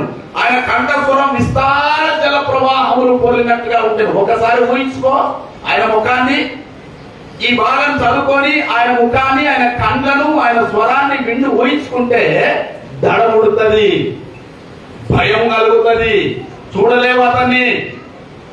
అగ్ని కురిసిన కండ్లవి, ధవలం హిమమంత తెల్లని వస్త్రాలు, మాట్లాడితే స్వరం వినబడితే విస్తార జల ప్రవాహములు. ఒక 30 సైపాన్లు 50 సైపాన్లు శ్రీశైలం డ్యామ్ లో ఇడిస్తే ఎంత వరదల సౌండ్ వస్తుందో అంతకన్నా ఎక్కువ మాటల సౌండ్ ఆయనకుంది. ఎవరు దేవుడు అంటే it's not a simple God. ఆయన సింపుల్ కాదు. ఆయన చూసినప్పుడు నేను సచ్చిన వాడి వలె ఉంటుంది, ఇంకా నేను చచ్చిపోయినా అంటాడు ఆయన. నేను డెడ్, చచ్చిపోయినా అంటాడు ఆయన. మొదటి తిమోతి, the book of first Timothian 6:15-16. మొదటి తిమోతి 1వ అధ్యాయం 6వ అధ్యాయం 15-16 నేను చదువుతా. రైట్. 6వ అధ్యాయం 15-16. శ్రీమంతుడును అద్వితీయుడు నాకు సర్వాధిపతి యుక్త కాలముల యందు ఆ ప్రత్యక్షతను కనపరుచును. ఆ సర్వాధిపతి రాజులకు రాజును, ప్రభువులకు ప్రభువునై ఉన్నాడు. సమీపింపరాని తేజస్సులో ఆయన మాత్రమే వసించు అమరత్వము గలవాడై ఉన్నాడు. మనుషులలో ఎవడునూ ఆయనను చూడలేదు, ఎవడునూ చూడలేరడు. ఆయనకు శాశ్వతమైన ఘనత ప్రభావములు కలిగిండును గాక. అమరత్వం కలిగిన దేవుడు ఆయన. ఎవరు కూడా సమీపించరాని తేజస్సు ఆయనది. దేవుడు అంటే చెప్తున్నాను. అందుకనే యసన్న గారు ఆయన అభినవంలో ఒక మంచి పాట రాసినాడు. ఎవరు సమీపించలేని తేజస్సులో నివసించు నా యేసయ్యా, నివసించు నా యేసయ్యా. ఎవరు సమీపించలేని తేజస్సులో నివసించు నా యేసయ్యా, నివసించు నా యేసయ్యా. నీ మహిమను చూసిన పరిశుద్ధులు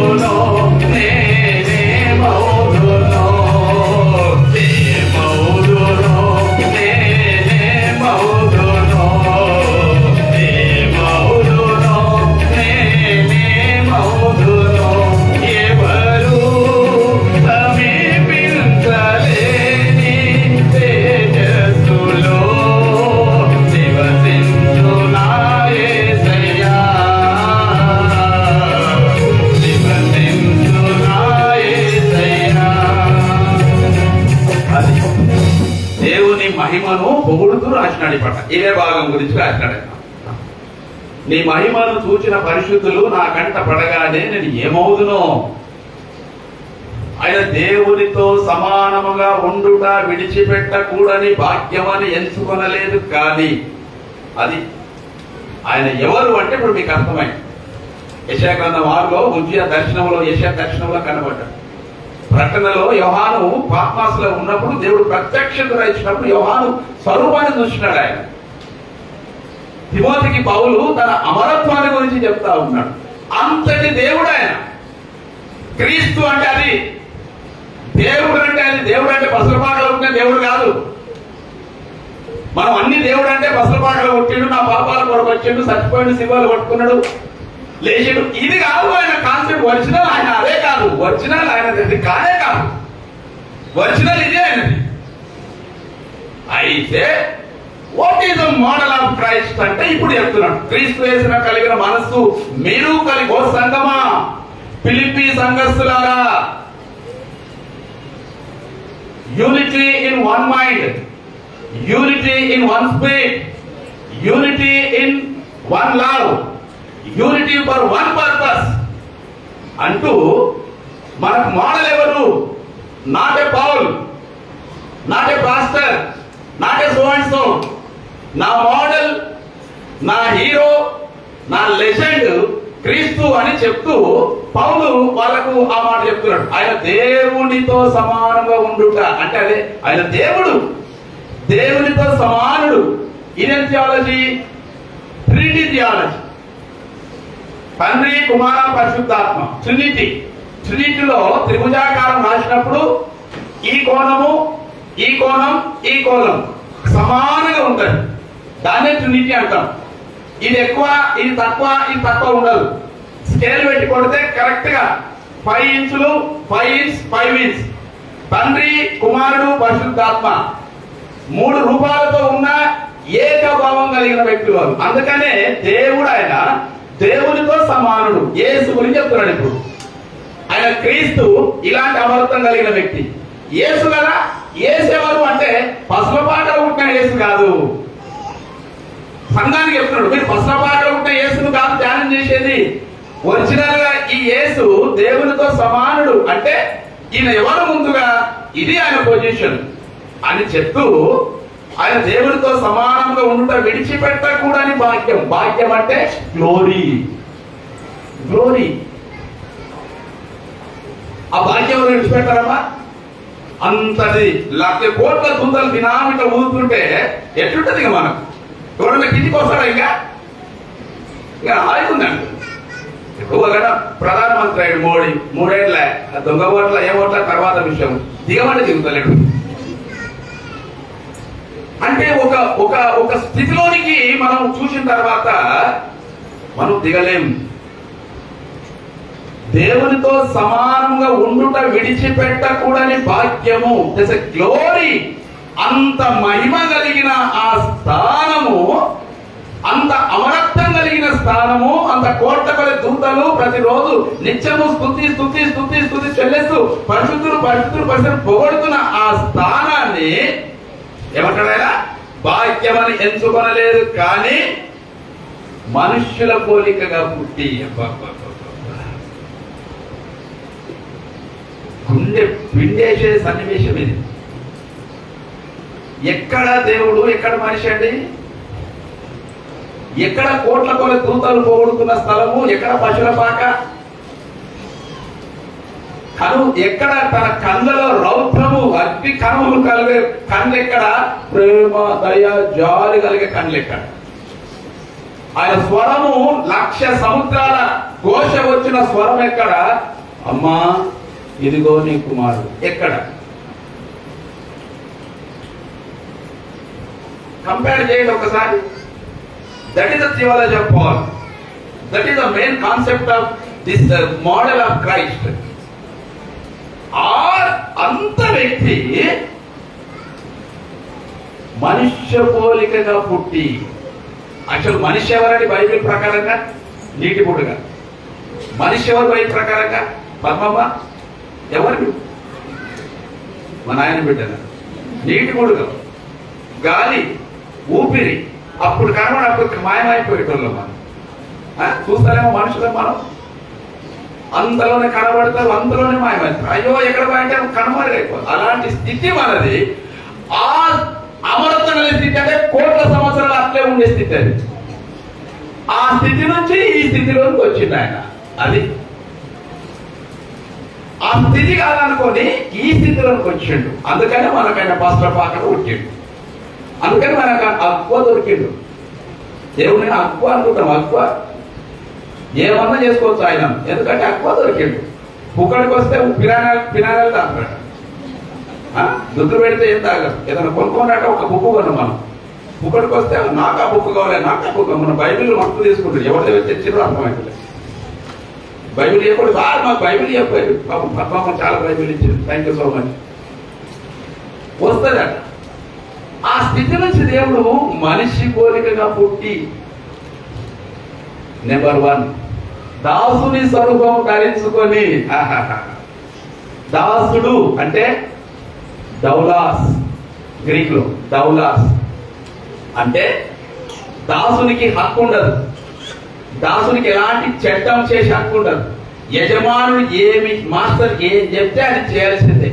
దుబాయ్లో మన వాళ్ళు పనిపోతారు, వాళ్ళు వీడియోలు పెడతారు.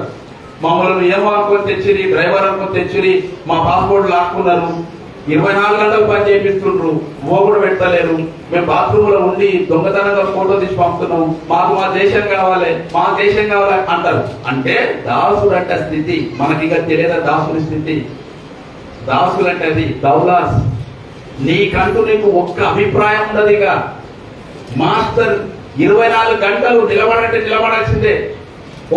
ఒక నెల బువ్వ పెట్టానంటే అంతే, నాకు పెట్టు అనడానికి అధికారం లేదు. అది దాసుడు అంటే. దాసుడు అంటే నేను తీసుకోపోయి అన్నం వేసుకొని తింటాను లేదు. ఆ స్థితిలోనికి వచ్చిండప్పా యేసుక్రీస్తు.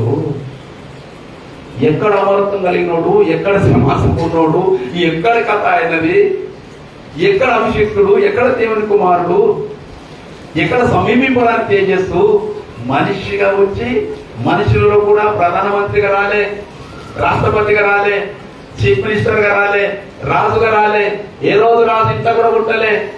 దాసుడుగా వచ్చిన దాసుడు, దౌలాస్, దాసుడు. ఇంకా కిందికి వచ్చిన పౌలు అంటాడు, మనుషుల పోలికగా పుట్టి దాసుని స్వరూపము ధరించుకొని. ఇంగ్లీష్ లో మంచి ఉంది, తెలుగు కన్నా ఇంగ్లీష్ లో బాగుంది. దాసుని స్వరూపం, what beautiful. In your relationship, ఎక్కడ ఇదేనా?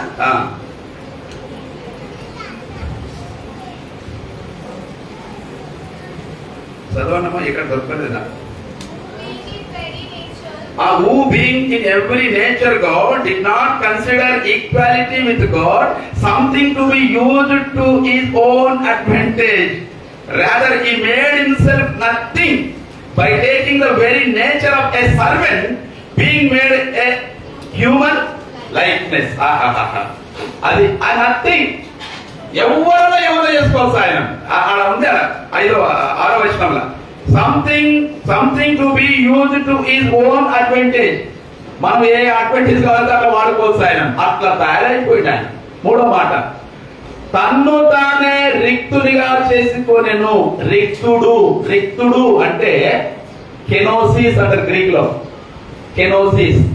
కెనోసిస్ అంటే అర్థం తెలుసు, ఒరిజినల్ మీనింగ్ మాకే తెలుసా, మీరే చెప్పండి. కెనోసిస్ అంటే ఖాళీ అని అంటాం మనం. ఖాళీగా దారపోయడం. కెనోసిస్ అంటే ఒరిజినల్ దారపోయడం. దారపోసినప్పుడు ఏమైనా ఉంటుంది లోపల? Nothing will be there. Complete కుండా కాలైపోతుంది. కెనోసిస్ అంటారు. అంటే అంత అమరత్వం కలిగిన దేవుడు చూడండి. ఆయన థియాలజీ అంత స్థితిలో ఉన్నవాడు మనుషులకు వచ్చి, మనుషులో కూడా దాసునికి వచ్చి, దాసుని నుంచి కూడా కిందికి పోయి దార పోసుకున్నాడు. ఆయన మొత్తం దార పోసుకున్నాడు. ఆయన ఈ ఎంప్టీడ్ హిమ్సెల్ఫ్. తనకంటూ తనకు ఏమీ లేనివాడుగా అయింది ఆయన. నథింగ్.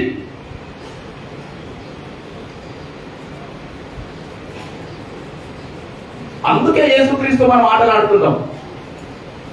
ఒక్కసారి ఆయన ఆ కళ్ళు రౌద్రం ఒక్కసారి చూపిస్తే అప్పుడు మనకు అర్థమైంది. ఒక సహవాసంలో ఉన్న వ్యక్తులుగా దట్ ఈస్ మోడల్. మనుషుల పోలికగా పుట్టి దాసుని స్వరూపం ధరించుకొని తను తానే రిక్తునిగా చేసుకొని బిలిగ్రహం దగ్గరికి ఒక వ్యక్తి ఎందుకయ్యా గుడికి రావని అడిగిందట. బిలిగ్రహం బయోగ్రఫీ చదివిన మాట ఇది. ఎందుకు గుడికి రావని అంటే, నా ముఖం కాలింది సార్, నా ముఖం కాలింది, నేను గుడికి వస్తే అందరు చూస్తారు, ఎక్కిరిస్తారు, నా ముఖం బాగాలేదు అన్నాడంట. అప్పుడు బిలిగ్రహం గారు ఆయన చెప్పాడంట. ఏం చెప్పాడు? Book of Isaiah, book of Isaiah chapter 53 verse 2. Book of Isaiah chapter 53 verse 2. బిలిగ్రహం గారు చెప్పాడు ఆయన, లేత మొక్క వలెను ఎండిన భూమిలో మొలచిన మొక్క వలెను అతడు ఆయన ఎదుట పెరిగను, అతనికి స్వరూపమైనను సొగసైనను లేదు. మనం అతన్ని చూచి ఆపేక్షించినట్లుగా అతని యందు స్వరూపము లేదు. మనం అతను చూసి ఇష్టపడతాం కదా, మంచి ఉన్నలు చూసి ఇష్టపడతాం. ఆఫ్రికా కాంటినెంట్ లో నిన్న మొన్న ఒక స్లోగన్ వచ్చింది, ద పవర్ఫుల్ స్లోగన్. నేను మొన్న ఒక పుస్తకం చదువుతా ఉంటే స్లోగన్ నాకు అట్రాక్షన్ అనిపించింది. వాళ్ళ బాధ ఏంటో తెలుసా? ఆఫ్రికన్ వాళ్ళ బాధ. వాళ్ళు ఏమంటారంటే, ఇప్పుడు పవర్ఫుల్ స్లోగన్ అని ప్రపంచాన్ని ఉర్రుతలోగిస్తుంది ఆ స్లోగన్. వాళ్ళ బాధ ఏంటంటే, ప్రజలు బ్లాక్ ను ఇష్టపడతారు, సూట్ బ్లాక్ నుండి ఇష్టం, ఎట్టుకలు బ్లాక్ నుండి ఇష్టం, కోటు బ్లాక్ ఉండాలి, నువ్వు మంచి మీసాలు బ్లాక్ లో ఉండాలి. బ్లాక్ అయితే కలర్ వేస్తాం మనం, ఎట్టుకలు బ్లాక్ అయితే కలర్, తెల్లగైతే కలర్ వేస్తాం. అన్ని బ్లాక్లు ఇష్టపడుతున్నారు. మా కలర్ బ్లాక్ ఉంది కదా, మమ్మల్ని ఎందుకు ఇష్టపడతలేరు అంటారు. ఇది మా తప్పు కాదు బ్లాక్ ఉండడం. అంటే నువ్వు ఒక బ్లాక్ ను నువ్వు అసహించుకుంటున్నావు అంటే యు ఆర్ ఇన్సల్టింగ్ గాడ్. ఆమె నీవు గాడ్ ఇన్సల్ట్ చేస్తున్నావు. ఎందుకంటే ఆ బ్లాక్ ఆయన తెచ్చుకున్న కలర్ కాదని, గాడ్ మేడ్ హిమ్. దేవుడు ఆ కలర్ ఇచ్చిండు ఆయన. నువ్వు మనం ఎర్రతోలంత మాత్రాన నల్లోళ్ళంతా అనకూడదు. నువ్వు చీ అంటున్నావు అంటే you are insulting your creator. దేవుని ఇన్సల్ట్ చేస్తున్నావు. ఈ రోజు ఆఫ్రికా కాంటినెంట్ లో ఉన్న బాధ అది.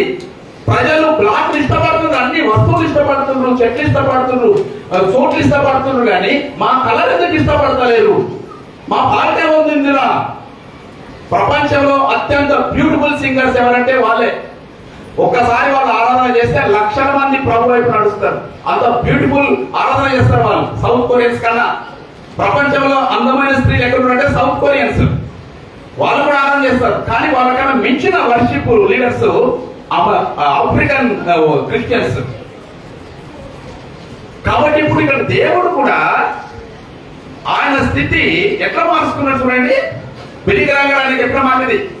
అతని స్వరూపమైనను సొగసైనను లేదు, మనం అతన్ని చూసి అపేక్షించినట్టుగా అతని యందు స్వరూపము లేదు.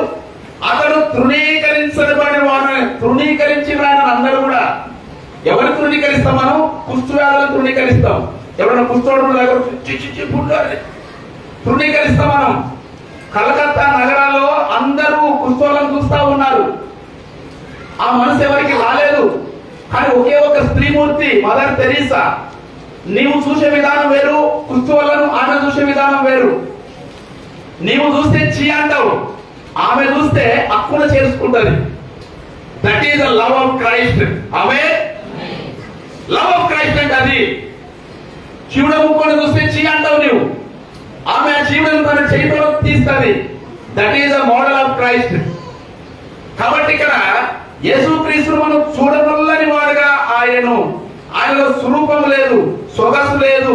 అతను సమాజం చేత తృణీకరించబడు. ఆయన మనుషుల వలన విసర్జించిన వాడు. ఆయన విసర్జన, ఎంత ఘోరమైన మాట అండి. విసర్జించడం అంటే ఎలిమినేటెడ్. డిస్క్రిమినేషన్ కన్నా ఇంకా తక్కువది ఎలిమినేటెడ్ అంటే. విసర్జన, ఇది నాకొద్దు అని విసర్జించిన వాడు ఆయన. వ్యసనకాంతుడు గాను, వ్యాధిని అనుభవించేవాడు గాను, మనుషులు చూడనల్లని వాడు గాను ఉండెను. అతను తృణీకరించిన వాడు కనుక మనం అతన్ని ఎన్నిక చేయకపోతుంది. బిలిగ్రహం గారు ఆ వ్యక్తికి చెప్పిన మాట ఇది.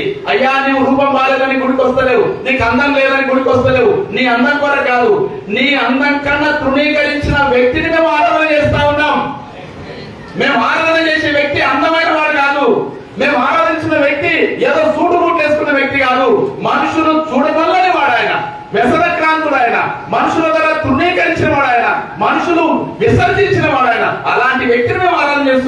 నీ ముఖానికి ఏం బంగారులాగా వచ్చానడట. ఈరోజు యేసుక్రీస్తు అంత అమరత్వం కలిగిన తేజస్సు మహిమ ఎక్కడ? చూడనల్లని వాడు మనుషుల ద్వారా విసర్జించిన వాడు ఎక్కడ అంటే the model of Christ. What is the model of Christ? సంఘము ఎవరిని మోడల్ తీసుకోవాలి అంటే సంఘానికి ఎవరైతే పునాది ఉన్నాడో ఆ పునాది కలిగిన ఓడే ఇంత దిగజారిన స్థితిలోకి వస్తే మనం ఎవరమండి పడిపోవడానికి? మనం ఏం చేసినామో ఒక్కదానికి మనం ఏం చేసినాము?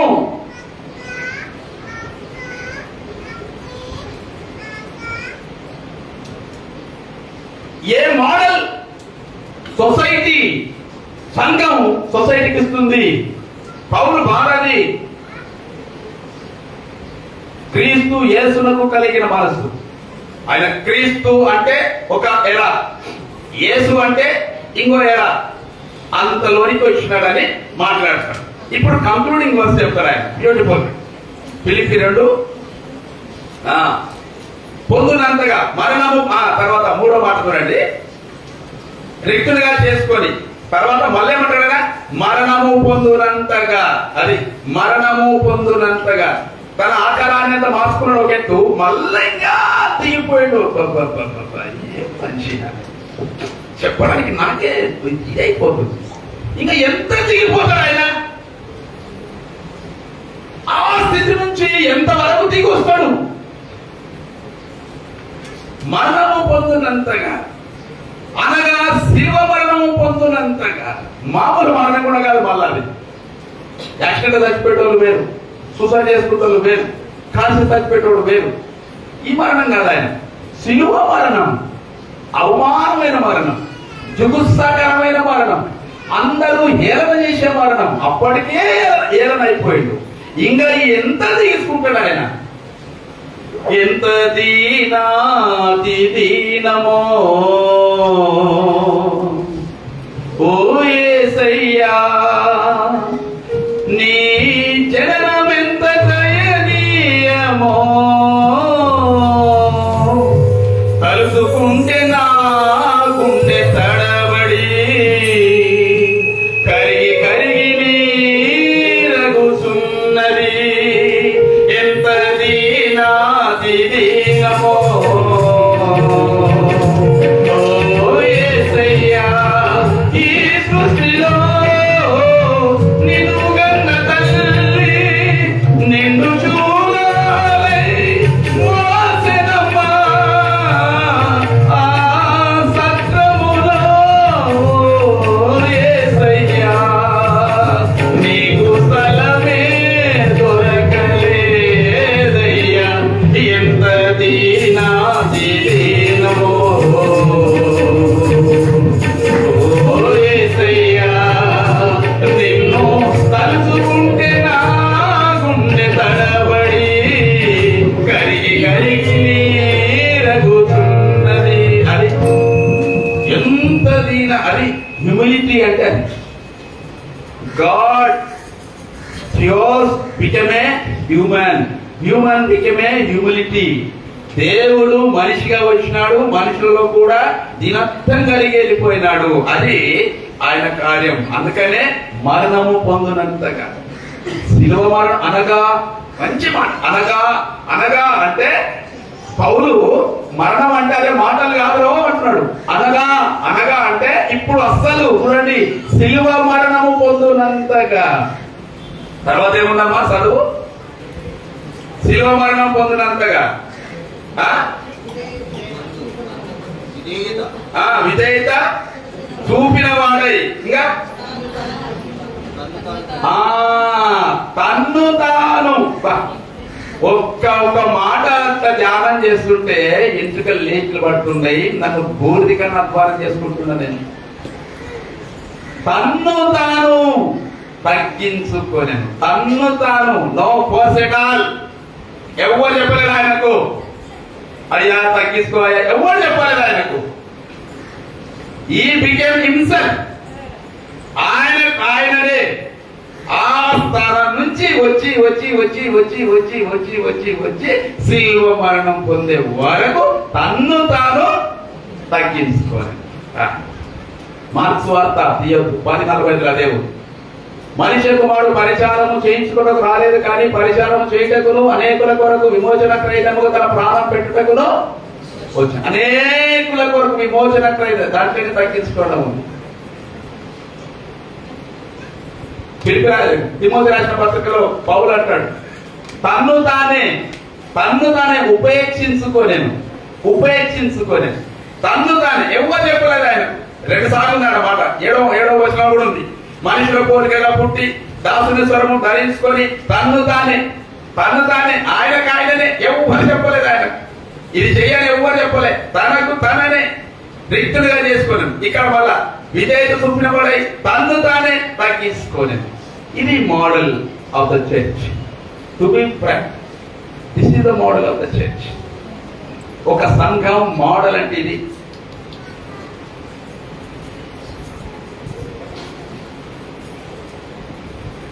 పౌలు ఫిలిప్పీ సంఘాన్ని చెప్తున్నాడు.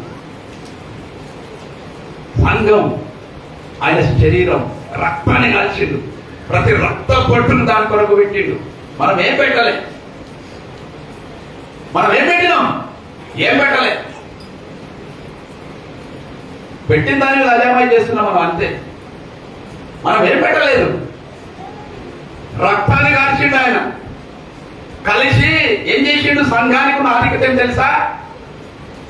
నేను మీ కొరకు ప్రాణం పెట్టిన, మీరు లోకంలో వెలుగుగా ఉండండి.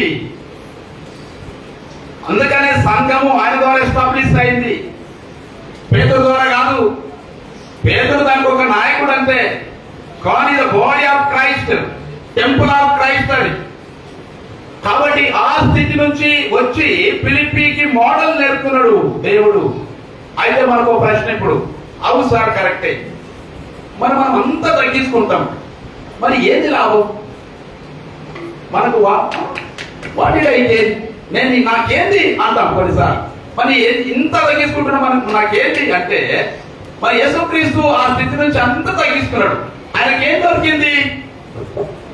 చూడు కింద చూడు, 9వ వచనం. అందుచేతను ఎందుచేత ఆ స్థితి నుంచి వచ్చినందువల్ల, ఎందుచేత మనిషి దేవుడిని స్థితిని వదులుకున్నది వలన, ఎందుచేత మనిషిగా పుట్టినందు వలన, ఎందుచేత శివ మరణం పొందినందు వలన, ఎందుచేత తను తన దార పోసుకున్నది వలన, ఎందుచేత తన తనే రిక్తులుగా చేసుకున్నది వలన, అందుచేతను పరలోకమందున వారిలో గాని, భూమి మీద ఉన్న వారిలో గాని, భూమి కింద ఉన్న వారిలో గాని, ప్రతి వారి నౌకాలను యేసు నామమున వంగునట్లును, ప్రతి వారి నాలుకయు తండ్రైన దేవుని మహిమార్థమై యేసుక్రీస్తు ప్రభువుని ఒప్పుకొనున్నట్లును దేవుడు ఆయనను అధికముగా హెచ్చించి ప్రతి నామమునకు పైనామమును ఆయనకు అనుగ్రహించాడు. కొట్టు సభలో తగ్గించుకుంటే ఏం కాదు, రివార్డ్ వస్తుంది. గ్లోరిఫికేషన్ అంటారు. Unity through humility leads to glorification. ఐక్యతలో ఉన్న భావం, ఏక మనసులో ఉన్న పట్టుదల, ఏకత్వంలో ఉన్న దిశ దీనత్వంలోనికి మారిస్తే ఆ దీనత్వము నిన్ను ఉమ్మియచ్చు, తిట్టొచ్చు, గలీజనొచ్చు, అనొచ్చు, చిదరొచ్చు. ఆయన కన్నా నిన్ను ఎవరేమనలేదు. ఆయన ఉమ్మించుకున్నాడు, ఎర్ర చేసుకున్నాడు, బట్టలు తీసుకున్నాడు, కొడతలు కొట్టిండ్రు. చేతగానుడు అయ్యిండు. ఆయన చేతగానుడు అయ్యిండు. ఇంత స్థితి ఉన్న వ్యక్తి ఆయన, ఇంత వర్తం కలిగిన వ్యక్తి నా కొరకు నీ కొరకు చేతగానుడు అయింది. ఆయన చేతగానుడు అయిండు. మరి దేవుడు విడిచిపెట్టిండా? దేవుడు విడిచిపెట్టిండా? ఏం సార్ నేను తగ్గించుకుంటే ఏమైతుందంటే ఇది కథ. ఆయన రివార్డ్. అందుచేతను పరలోకమందున్న వారిలో గాని, భూమి మీద ఉన్న వారిలో గాని, భూమి కింద ఉన్న వారిలో గాని, ప్రతి వారి మోకాలు యేసు నామమున వంగునట్లును. అందుకనే అపొస్తల కార్యం మొదలుకొని ప్రసంగం వరకు శిష్యులు పలికిన మాట యేసు నామమున, బోధకులు పలికిన మాట యేసు నామమున, ప్రవక్తలు పలికారు, పౌలు పలికిన మాట యేసు నామమున, పాస్టర్స్ పలికిన మాట యేసు నామమున. అపొస్తల కార్యం 3వ అధ్యాయంలో వెండి బంగారం మా యొక్క లేవు కానీ మాకు కలిగిన మీకు ఇస్తున్నాం, మాకు యేసు నామం ఉంది, యేసు నామమున నీవు లేచి నిలిచి నడువు అంటాడు. ప్రపంచంలో అన్ని నామముల కంటే ఉన్నతమైన నామం యేసుక్రీస్తు నామం. ఆమేన్. ఆయన అన్ని నామములకు పైన కలదు ఉన్నతంబగు యేసు నామము.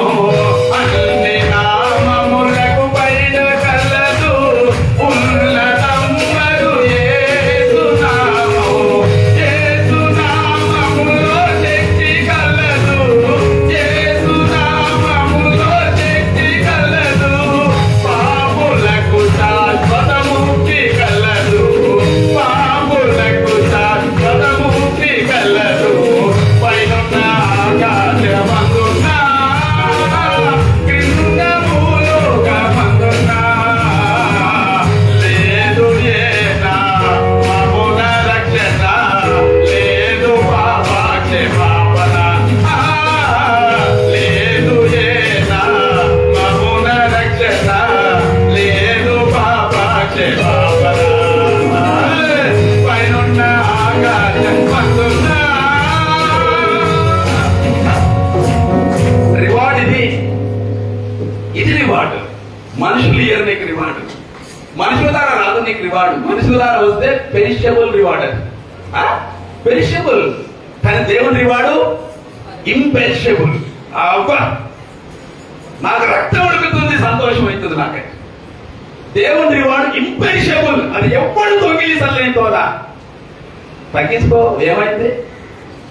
ఏదో సినిమాలో డైలాగ్ అంటాడు, ప్రేమించుడు ప్రేమిస్తే మళ్ళీ ప్రేమిస్తారని. వాస్తవమే కదా. ఏమని తగ్గించుకుంటే ఈ రివార్డు కింద నీ తగ్గింపు పెద్ద లెక్కనా? ఆయన తగ్గించుకున్నాడు తనకు తానే. ఎవరు చెప్పాలి? ప్రసంగాలు చేస్తారు ఆయనకి, ఎవరు నాలాక. తనకు తానే ఈ బికమ్ హిమ్సెల్ఫ్. రివార్డ్ అది. పరలోకములో ఉన్నవారు, భూమి మీద ఉన్నవారు, భూమి కింద ఉన్నవారు, ప్రతి మోకాలు ఆయన నామమ వంగేటట్టు చేసిండు ఆయన. ఆమేన్. వంగింది కూడా, వంగింది. వంగలేదని కూడా వంగిండు. ఎవరు నిలబడలేదు. కోట్ల కోట్ల దూతలు పరిశుద్ధులు బాగా తిరిగి ఆ స్థితిని ఇచ్చిండా లేదా? ఇచ్చిండు. అది సంఘం యొక్క దిశ. సంఘం సొసైటీని ఛాలెంజ్ చేయాలా? సొసైటీ ద్వారా ఛాలెంజ్ కాబడకూడదు సంఘం. ఎందుకంటే ఇది దేవుని సంఘం. ఇది దేవుడు సంఘానికి ఆధిక్యం తెలుసా? మీరు లోకానికి అసలు చెప్పండి, మీరు లోకానికి రావాలి. రావాలి, ఇంకా రాండి. మీరు లోకానికి ఉప్పు వేలుగా అయిపోయాం కాదు, ఇప్పుడు నిప్పాయి ఉండరు. ఇప్పుడు లోకానికి నిప్పాయి ఉండరు, 50 నాటి పెట్టుకున్నారు. మీరు లోకానికి తీర్పు తీర్చేవాళ్ళు. ఆమేన్. మీరు లోకానికి తీర్పు తీర్చేవాళ్ళు. లోకం మిమ్మల్ని తీర్పు తీర్చాడురా. లోకం ఎవరా తీర్పు తీర్చడానికే? దేవుడు అధికారం ఇచ్చిన సంఘానికి నీవు లోకానికి తీర్పు తీర్చడానికి. మనమెవరం లోకంతో పోయి నాకు తీర్పు తీర్చడానికే? రోషం కలిగిన సేవకులు, రోషం కలిగిన సంఘం ఇది. యేసు రక్తం కలిగిన సంఘం ఇది, నాది కాదు. యేసు రక్తం ద్వారా కన్న సంఘం. ఆయన తన స్థితినంతా మార్చుకొని వచ్చి దిగిపోయి మనకు ఇచ్చిన అధికారం ఏంటంటే భూలోకంలో పరలోకంలో తాళాలు ఇచ్చిన మనకు. నీవు ఏది చేస్తే అది ఓపెన్ అవుతుంది. అంత ఘనత మనకిస్తే మనం పోయి మంది ముందర పోయి మనం సంఘాన్ని తాకట్టు పెడుతున్నాం. పౌలు అంటాడు ఫిలిప్పీ పత్రికలో, పౌలు బాధదే.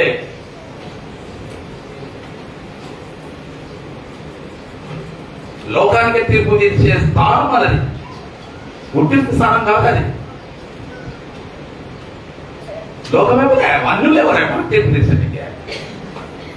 ఎవరంటే ఊరేది మన వాళ్ళకి తీర్పు తీస్తారు. వాళ్ళు అంటారు, వాళ్ళ నోటితో అంటాడు, అంటుడు అంటాడు.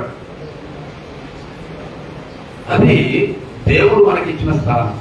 తగ్గించుకుంటే నష్టమే. ఈ ఘనత ముందర అదెంత?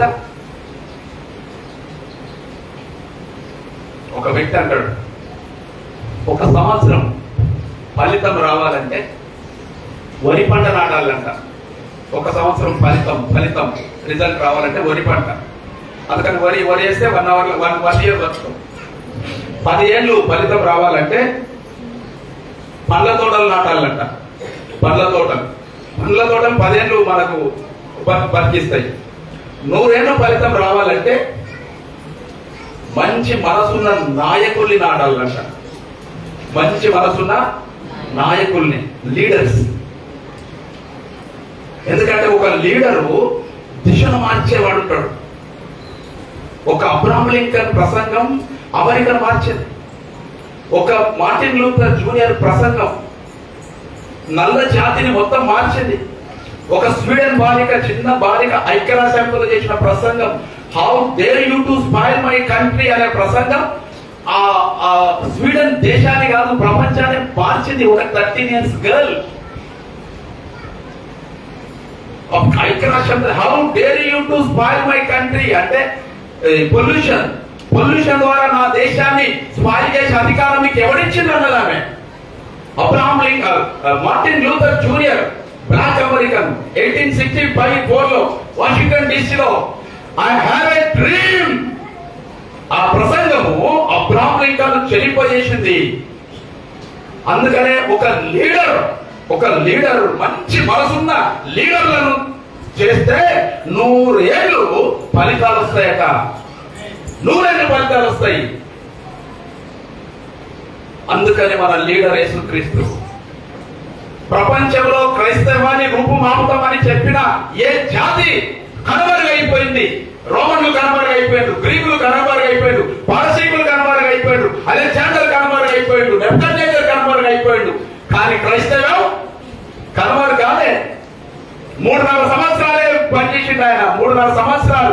Is our hero, is our model, is our role model. Only 3.5 years he worked among the society in the world, but he influenced a lot of people. ప్రపంచాన్ని ప్రభావితం చేసిన గొప్ప గుణశాలి ఎవరంటే యేసుక్రీస్తు. మన యునెస్కో రికార్డ్ లో అది వచ్చేసింది. ప్రపంచంలో ప్రభావితం చేసిన వ్యక్తి ఎవరంటే జీసస్ క్రైస్ట్. ప్రపంచంలో అందరికన్నా ఐక్యూ ఎక్కువ ఉన్న వ్యక్తి ఎవరంటే నాట్ ఐన్స్టీన్, యేసుక్రీస్తు. ఐన్స్టీన్ ఐక్యూ 120 నుంచి 130 ఉంటది. ఐన్స్టీన్ తర్వాత Thomas Alva Edison IQ 124 to 128 ఉంటది ఆయనది. కానీ యేసుక్రీస్తు ఐక్యూ లెక్క పెట్టలేదు. ఇంకా ఐక్యూ అంటే ఏంటది?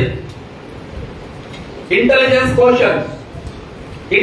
క్వశ్చన్ అంటే మ్యాథమెటికల్ ప్రాబ్లమ్స్ కానీ, సిస్టమాటిక్ ప్రాబ్లమ్స్ కానీ, లాజికల్ ప్రాబ్లమ్స్ కానీ, సిచ్యువేషన్ అండర్స్టాండింగ్ కానీ ఎగ్జామ్ అర్థం చేసుకునే స్థితి ఎవరికైతే ఉంటుందో వాళ్ళను ఐక్యూ కింద లెక్క కడతారు. ఇంటెలిజెన్స్ క్వశ్చన్ అంటారు దాన్ని. ప్రపంచంలో అత్యంత ఎక్కువ ఐక్యూ కలిగిన వ్యక్తి Einstein, Albert Einstein. 125 to 130 last stage అది. 130 కన్నా మించేవరకు లేదు. అందుకని ఐన్స్టీన్ మెదడు ఇప్పటికీ చచ్చిపోయింది కానీ తీసి ఇంకా పరీక్షలు చేస్తున్నారు ఆ మెదడులో ఏముంది మెదడులో అని. Till they are examining Einstein brain. దాని తర్వాత థామస్ ఆల్వా ఎడిసన్ 124 to 126 ఆయన ఐక్యూ. ఇద్దరు కూడా మొద్దులే. మళ్ళా ఐన్స్టీన్ 6 సంవత్సరాలు వచ్చే వరకు నోరు తెరవలేదట. అది వీడు మూగాడా, వీడు మాట్లాడలేని కానీ వాళ్ళ తల్లిదండ్రులు హాస్పిటల్ ఇప్పిండ్రట. నోట్లకెళ్ళి ఒక్క మాట మాట్లాడలేదంట ఐన్స్టీన్ 6 ఏళ్ల వరకు కూడా. తర్వాత ఒక్కసారి ఏదో భోజనం చేస్తుంటే వేడి ఉందంట, విపరీతమైన వేడి. అప్పుడు ఇది వేడి ఉంది అని చెప్పిండట. తల్లిదండ్రులు పరిచయమైనరు, అరే మా ఓడు మాట్లాడుతున్నాడు అని. వాళ్ళని అడిగిండ్రు, నీకు మాటలు వస్తాయంటే ఎస్ అన్నాడట. మరి ఎందుకు నేను ఇంతవరకు మాట్లాడలేదంటే అప్పుడు ఐన్స్టీన్ చెప్పిండట, మాట్లాడే సందర్భం నాకు రాలేదనట. మాట్లాడే సందర్భం నాకు రాలేదు. That is intelligence. Thomas Alva Edison 5వ తరగతిలో స్కూల్లో పెట్టే వాళ్ళు పంపిండు. అరే వీడు పనికిరాడు, వీడిని మొత్తం ముసుందా అని పంపిండు ఆయన. 160 ఇన్వెన్షన్లు కనిపెట్టి ప్రపంచాన్ని గురుతలు ఊహించిండు. ఈరోజు మనం పనికిరాములమే కావచ్చు, కానీ యేసు మనకున్నాడు కదా, అందరికన్నా పనికొచ్చిన అవుతాం. ఆమేన్. That is the model. అందుకనే పౌలు ఫిలిప్పీ సంఘంతో మాట్లాడుతూ యేసుక్రీస్తును కలిగిన మనసు మీరును కలిగి ఉండండి. ఓ సంగమా, ఏంటి ఆయన మనసు? ఆయన దేవుడు, అమరత్వం కలిగిన వాడు, లెక్కలేని కోట్ల దూతలతో ఉన్నవాడు. కానీ ఆయన మనిషిగా యేసుగా లోకానికి వచ్చి మనిషిగా పుట్టి దాసునిగా వచ్చి తను దారి పోసుకొని నెంబర్ 2 మరణం వరకు వచ్చి శివ మరణంకి వచ్చి తను తగ్గించుకున్నాడు. దేవుడు ఏం చేసిందంటే అన్ని నామముల కన్నా పైనామం ఆయన అనుగ్రహించాడు. ఈరోజు నువ్వు దేవుని నమ్మితే దేవుని నమ్మితే నీ గుండె మీద చేసుకొని ప్రార్థన చేసుకో.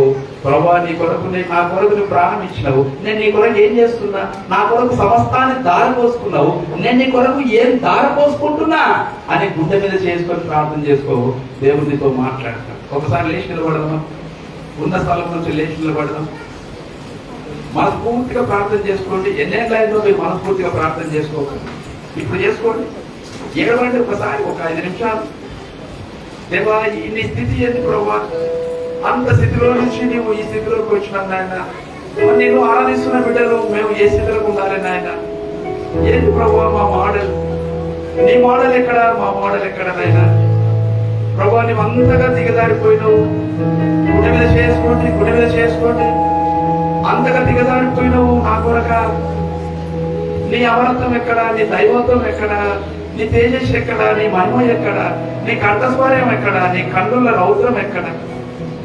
నా కొరకు పశువుల పాత్రలకు వచ్చినావు, శివమరణకు వచ్చినావు, దిగజారిపోయిన స్థితిలోకి వచ్చినావు ఆయన.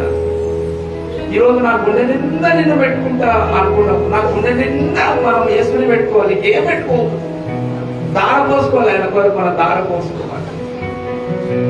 గుండె నిండా అందరు వాడు యేసు ఉంటే కన్నీలే ముత్యాలు, గుండె గుడిలో యేసు ఉంటే దుఃఖమైన సంతోషం. కబర్లు కొట్టు. గుండె నిండా యేసు ఉంటే కన్నీలే ముత్యాలు, గుండె గుడిలో యేసు ఉంటే దుఃఖమైన సంతోషం. గుండె నిండా నువ్వే, నా గుండె నిండా నువ్వే, గుండె నిండా నువ్వే, యేసు గుండె నిండా నువ్వే, గుండె నిండా నువ్వే, నా గుండె నిండా నువ్వే, గుండె నిండా నువ్వే, యేసు గుండె నిండా నువ్వే.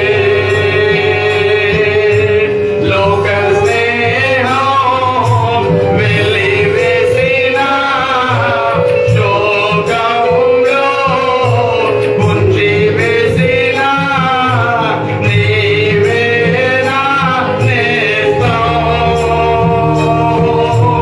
నా హృదయం చెప్పేదొకటే, గుండె నిండా నువ్వే. Come on! గుండె నిండా నువ్వే,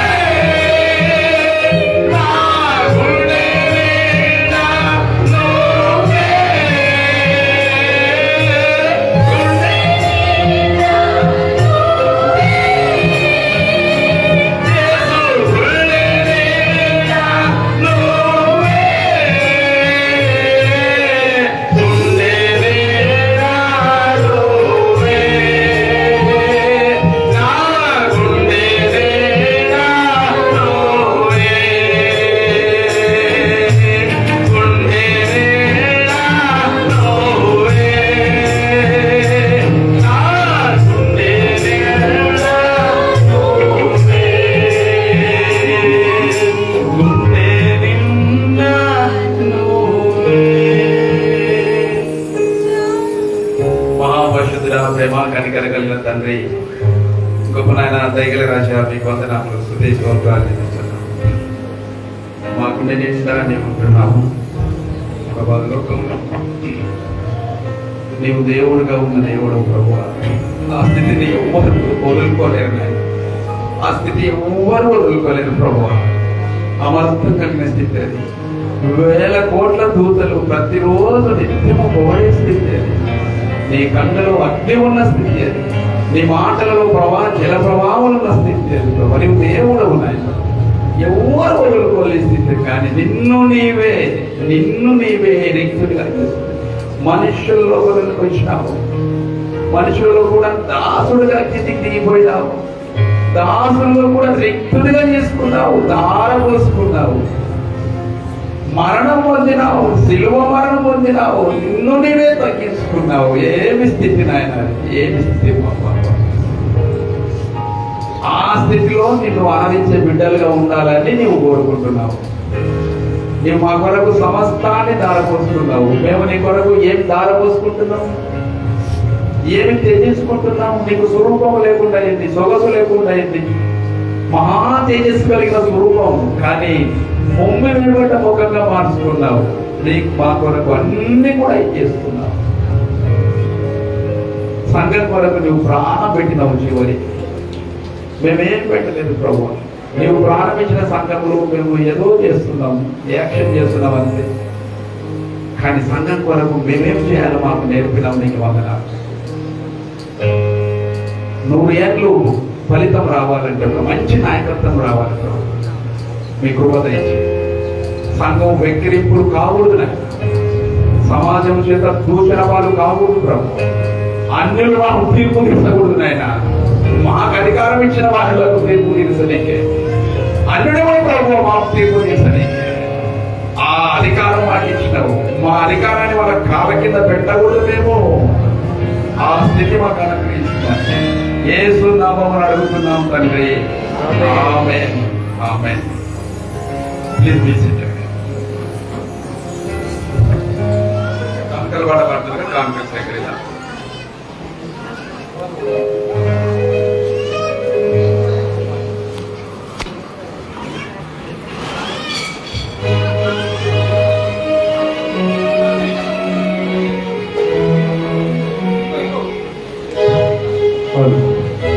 Hold.